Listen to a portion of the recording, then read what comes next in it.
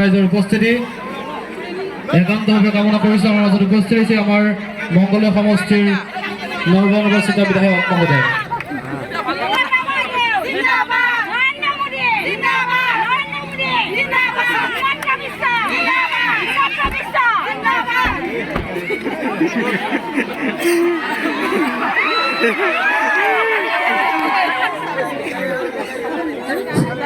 আমাৰ মাজত মংগলীয় সমষ্টিৰ নৱনিৰ্বাচিত বিধায়িকা মহোদয় সমূহ দৰ্শক ৰাইজক এটা হাত চাপৰিৰে আদৰণি জনাবৰ কাৰণে অনুৰোধ জনাইছোঁ।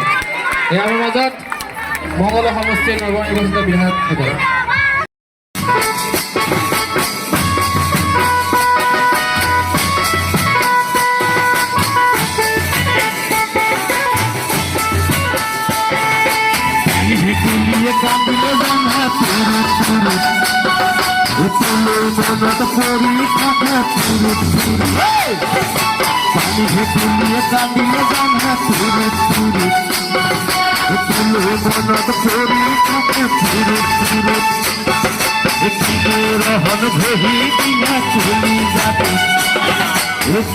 ছবি ভাহি রাতির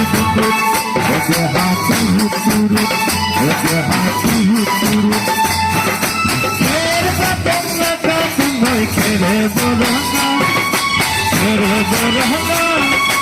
আমার নাচি নাচি আছে কপাল ঝরে না এই কপাল ঝরে না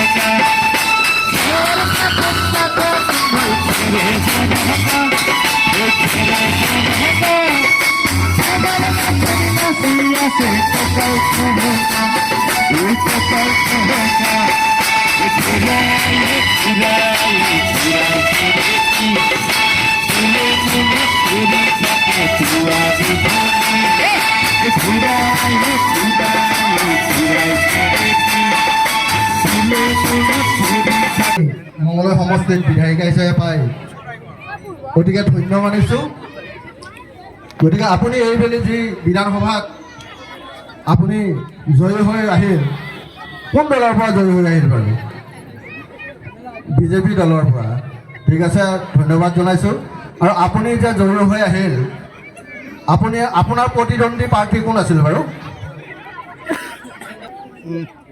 প্ৰতিদ্বন্দ্বীগৰাকী কোন দলৰ প্ৰাৰ্থী?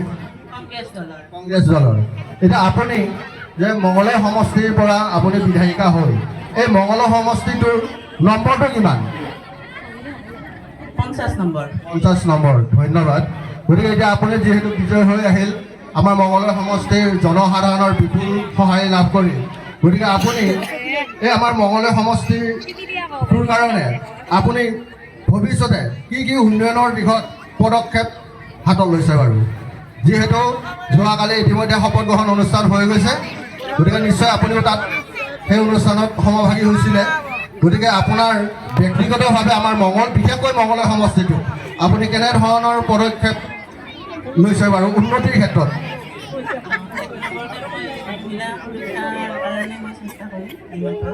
আৰু অৰুণোদয় যিমানে পোৱা নাই সেইবোৰ মই আনিবলৈ চেষ্টা কৰিম। লগতে